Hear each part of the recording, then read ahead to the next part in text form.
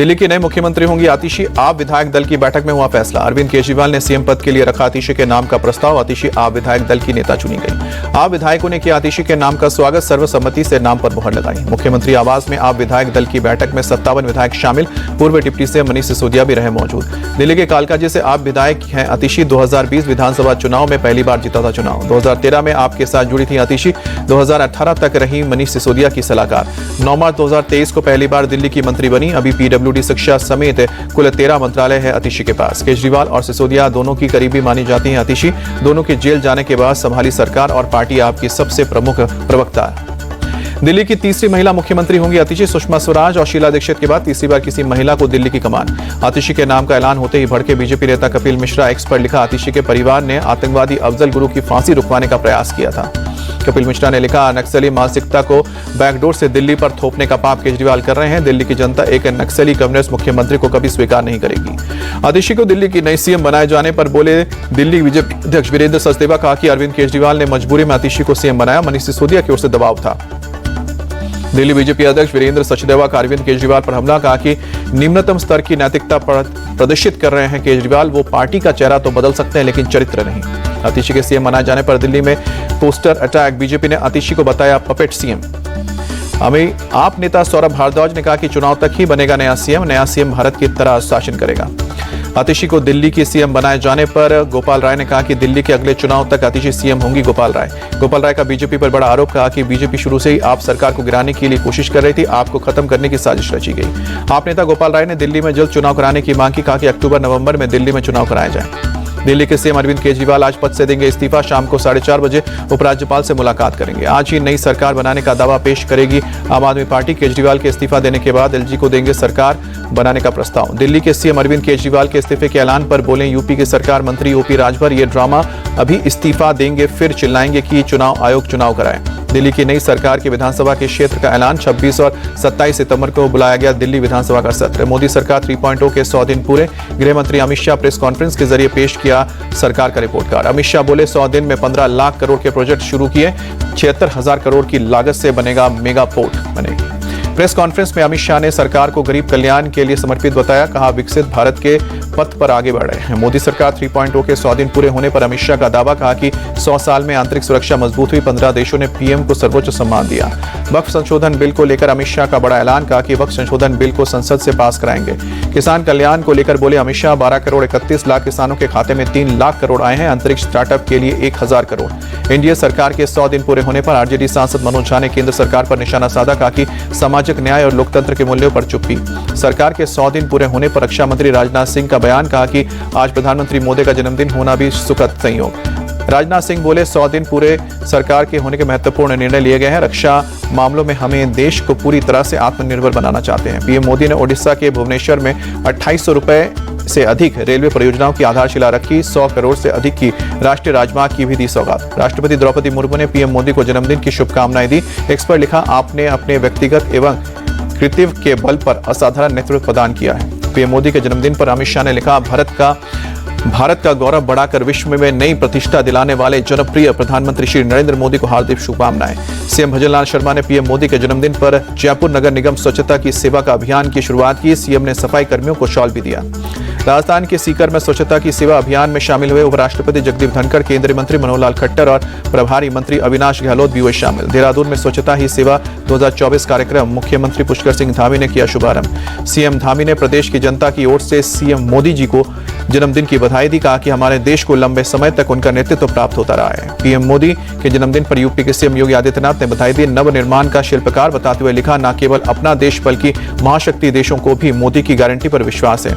UP के deputy CM Brajesh Pathak ने PM Modi को दी जन्म दिवस की बधाई। बोले कि आज बीजेपी पीएम का जन्म दिवस स्वच्छता अभियान के रूप में मना रही है।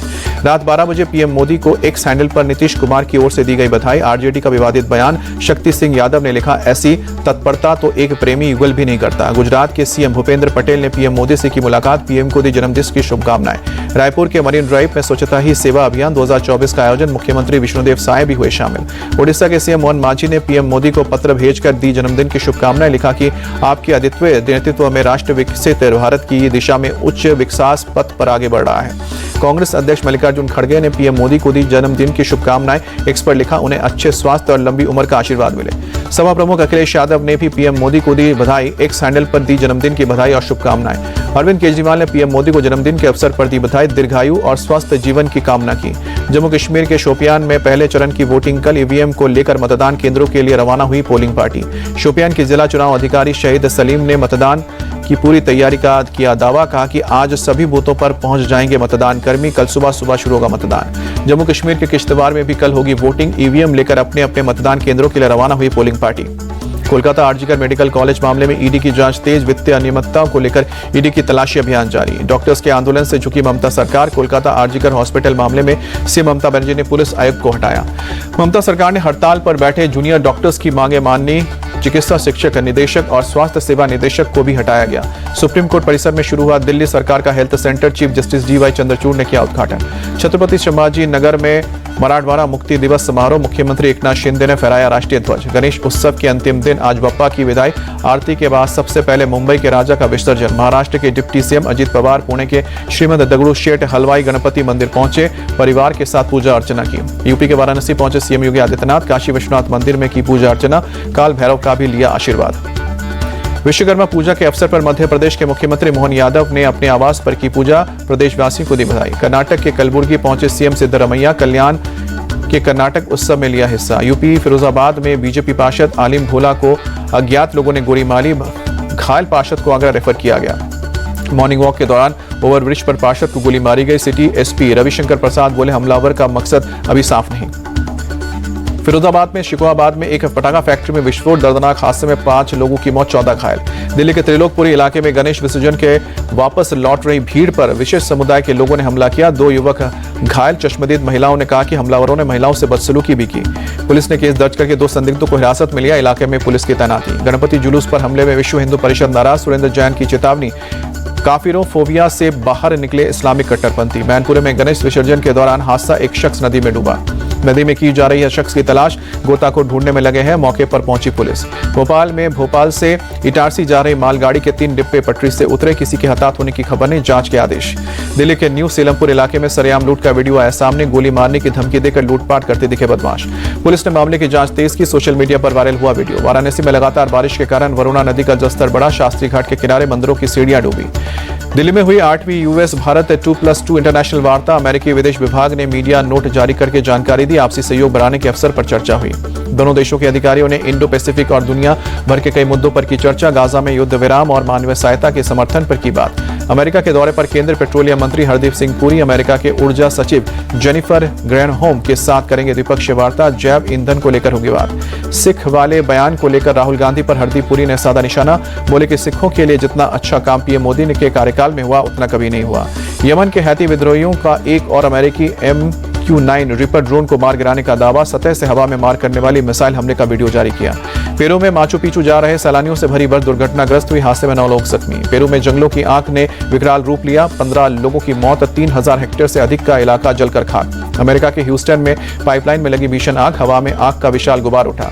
रूस नियंत्रित यूक्रेन के जंगलों में आग से तबाही। 4 लोगों की जलकर मौत। पोलैंड में बाढ़ का कहर। कम से कम 5 लोगों की मौत। बाढ़ग्रस्त इलाकों में सरकार ने आपात स्थिति की घोषणा की। चीन के शंघाई में आए तूफान से सड़कों पर भरा पानी। शहर में कई जगहों पर पेड़ गिरे। अधिकारियों के मुताबिक देश में 1949 के बाद सबसे खतरनाक तूफान आया है। ऑस्ट्रिया की राजधानी वियना में बारिश के चलते उफान पर नदियां। जलस्तर बढ़ने से लोगों को परेशानी हुई।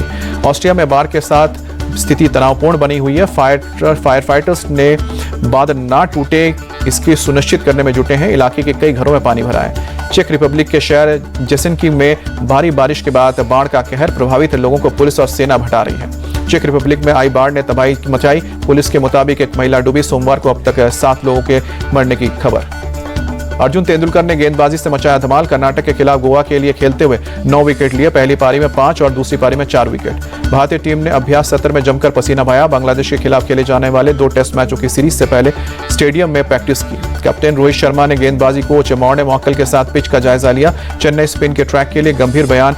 बनाया स्पेशल प्लान। चेन्नई पहुंचे सरफराज खान। टीम इंडिया के कैंप से जुड़े दलीप ट्रॉफी से 2 मैच की 3 पारियों में सरफराज ने 23.66 के औसत से 71 रन बनाए हैं। चेन्नई के चिपॉक स्टेडियम में विराट कोहली ने 45 मिनट की बल्लेबाजी की। तेज गेंदबाजों के खिलाफ प्रैक्टिस क्रिकेट फैंस को विराट से शतक की उम्मीद। टीम इंडिया के कैप्टन रोहित शर्मा और यशस्वी जायसवाल ने तेज गेंदबाजों के खिलाफ की प्रैक्टिस। शुभमन गिल ने तेज गेंदबाजों के खिलाफ नेट्स पर 2 घंटे की बल्लेबाजी की। भारतीय टीम को रहना होगा बांग्लादेश की कड़ी चुनौती के लिए तैयार। सुनील गावस्कर ने टीम इंडिया को दी सतर्क रहने की सलाह। इंग्लैंड के तेज गेंदबाज जेम्स एंडरसन अमेरिका की मेजर प्रीमियर लीग में खेल सकते हैं। एक वीडियो रिपोर्ट में दावा किया गया है कि कमबैक के बयान के बाद यूएस लीग की एक फ्रेंचाइजी ने एंडरसन से बात की है। टेस्ट फॉर्मेट में इंग्लैंड के 704 विकेट लेने वाले जेम्स एंडरसन ने 4 महीने पहले वेस्टइंडीज के खिलाफ लॉर्ड्स में संन्यास लिया था। फिलहाल एंडरसन इंग्लैंड के बॉलिंग मेंटर हैं। बाबर आजम की हो चुकी है छुट्टी, मोहम्मद रिजवान बन सकते हैं कैप्टन। पाकिस्तान के पूर्व खिलाड़ी बासित अली ने पीसीबी से की डिमांड। संतोष कश्यप भारतीय महिला फुटबॉल टीम के नए मुख्य कोच नियुक्त। पूर्व अंतर्राष्ट्रीय खिलाड़ी चौबा देवी की जगह लेंगी। श्राइन बोर्ड ने ओलंपिक पदक विजेता शीतल देवी और राकेश कुमार का किया भव्य स्वागत। दोनों पैरा खिलाड़ियों का सम्मान किया। रक्षा मंत्री राजनाथ सिंह ने पेरिस पैरालंपिक एथलीट से मुलाकात की, खिलाड़ियों का हौसला बढ़ाया।